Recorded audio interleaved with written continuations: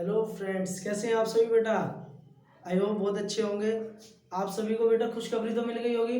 15 दिसंबर, जिसका आप इंतजार कर रहे थे, 15 दिसंबर, 15 दिसंबर आप जिस चीज़ का इंतजार कर रहे थे, NTPC and group D, NTPC and group D का एग्ज़ाम बेटा होने वाला है हमारा।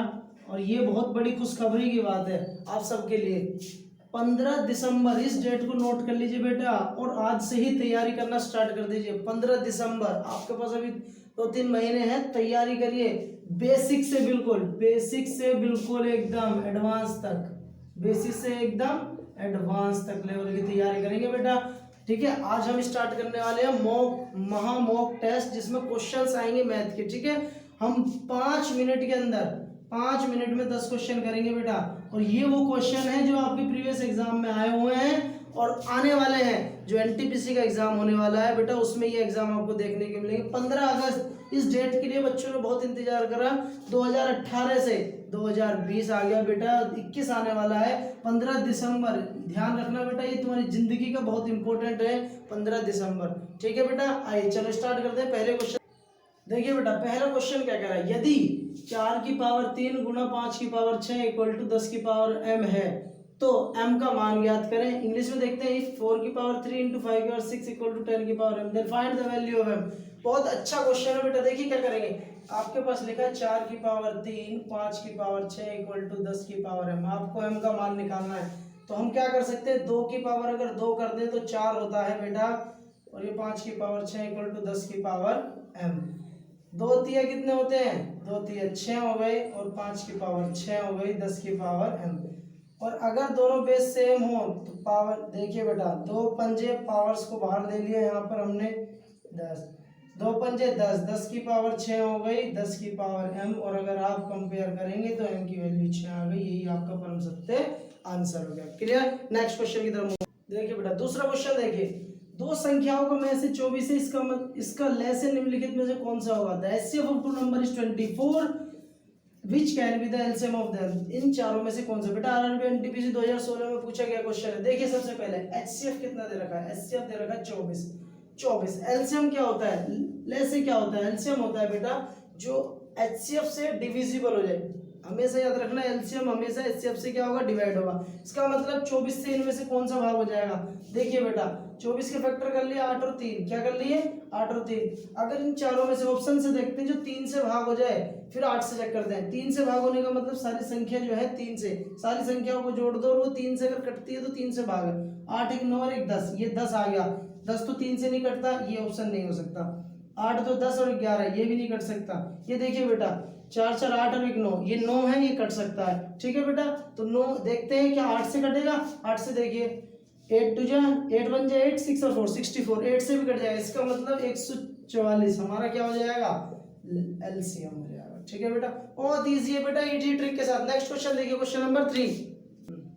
तीसरा क्वेश्चन देखिए बेटा, ए एक काम को 40 दिनों में समाप्त कर सकता है और बी वही काम 30 दिनों में समाप्त कर सकता है। यदि दोनों मिलकर काम करते हैं तो काम कितने दिनों में समाप्त हो जाएगा। देखिए बेटा, कह रहा है बेटा कि ए जो है, A can finish the work in 40 days. A कितने दिन में काम करता है, 40 दिन में। ठीक है, और B can do the work in 30 days. B 30 दिन में काम करता है। ठीक है, both of work together along will take the to finish the work.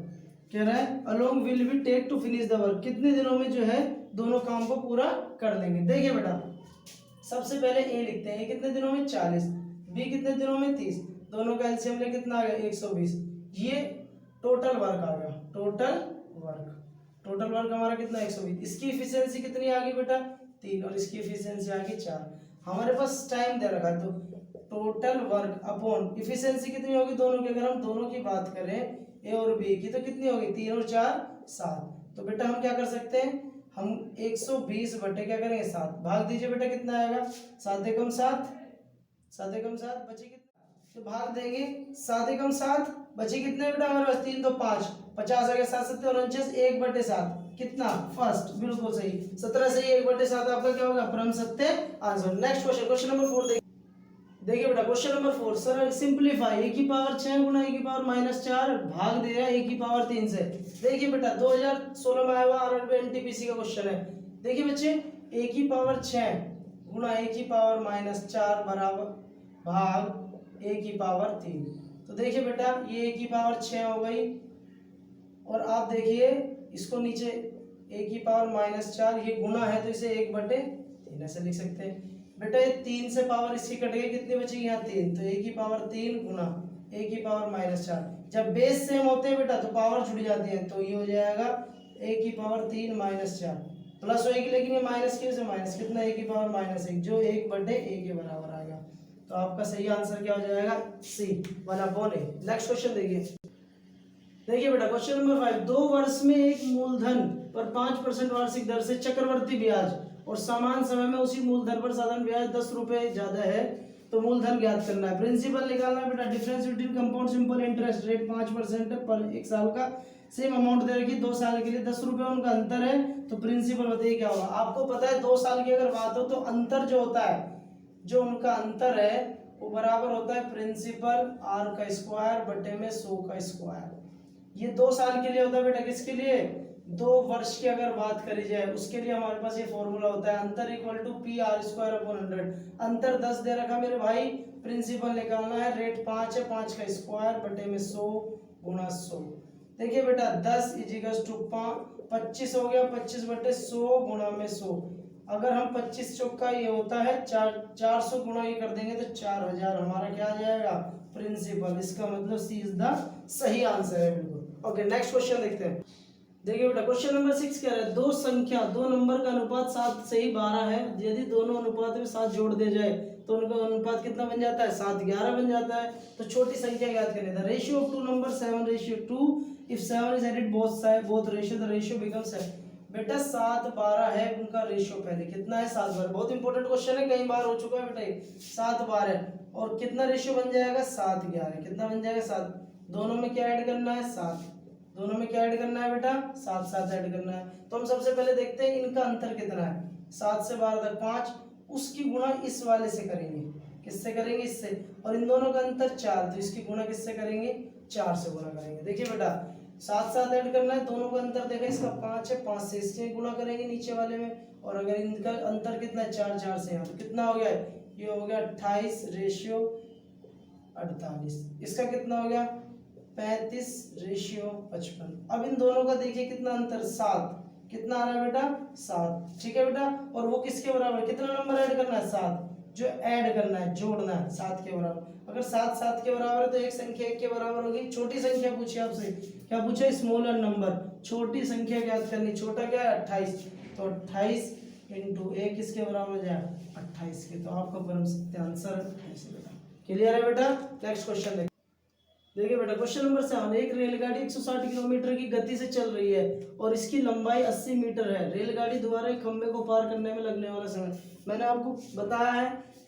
देखिए बेटा रेलगाड़ी में क्या है, जब भी किसी खंबा हो या पोल हो या कोई मैन हो, ठीक है ना बेटा, इन सबको जब वो पार करती है तो वो इतनी ही दूरी पार करती है जितना कि उसका डिस्टेंस होता है, मतलब वो 180 मीटर लंबाई ही पार कर रही है, चाहे वो खंबे को पार करे, पोल को पार करे या मैन को पार करे। तो उसने क्या कहा है कि जो उसकी स्पीड है, स्पीड कितनी 160 किलोमीटर प्रति घंटा, ये दे रखी है स्पीड, ठीक है बेटा। और हमें जो लंबाई दे रखी है, उसकी लंबाई कितनी दे रखी है, लंबाई कितनी दे रखी है 180 मीटर में है और सेकंड में। तो देखो बेटा जब किलोमीटर पर आवर से आप मीटर और सेकंड में कन्वर्ट करते हैं तो आपको किससे मल्टीप्लाई करनी पड़ती है बेटा, जब बड़े से छोटे में जाता है तो 5/18 से, किससे मल्टीप्लाई 5/, और अगर मीटर पर सेकंड होता तो आपको 18/5 से मल्टीप्लाई करनी पड़ती किलोमीटर पर आवर में, ठीक है बेटा। ये स्टेटमेंट आप याद रखेंगे, ठीक है बेटा। देखिए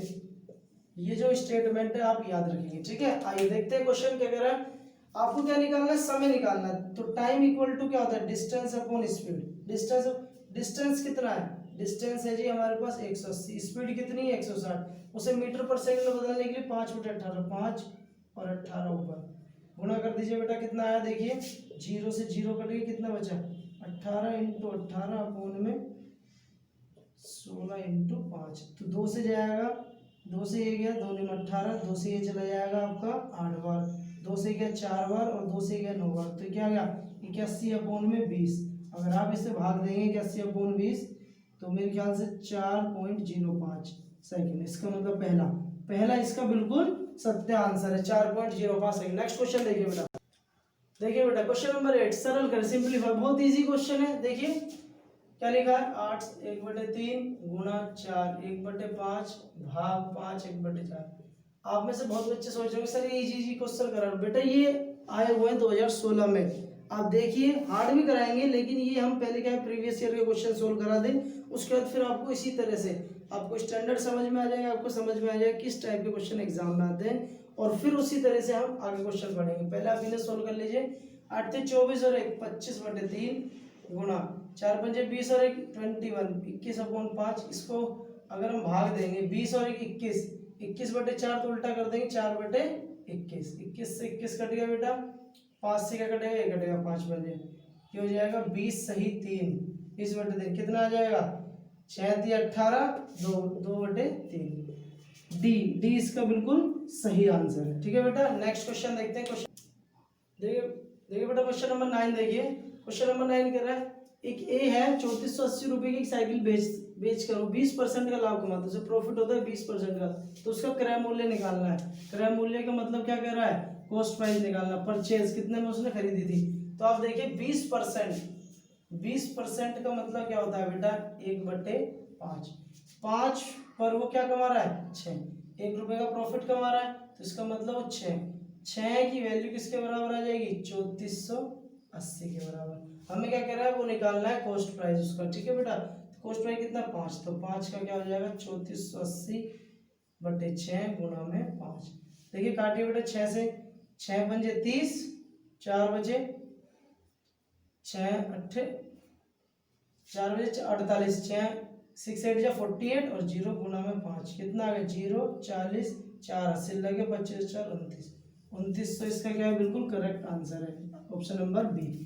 नेक्स्ट क्वेश्चन नंबर 10 देखिए बेटा, क्वेश्चन नंबर 10 आज का लास्ट क्वेश्चन है। एक वृत्त की सबसे बड़ी जीवा का माप 10 सेंटीमीटर और सबसे छोटी जीवा का माप 4 है। वृत्त की त्रिज्या निकालिए। The measurement of largest point of circle 10 and the measurement of smallest point 4 centimetre. Find the radius. Radius निकालिए। बेटा कोई सर्किल है, उसने कहा है कि सबसे, क्वेश्चन में कहा लार्जेस्ट कोड, लार्जेस्ट बड़ी जीवा। आप सभी जानते हैं बड़ी जीवा, बेटा सबसे बड़ी जो जीवा होती है उसे डायमीटर कहते हैं।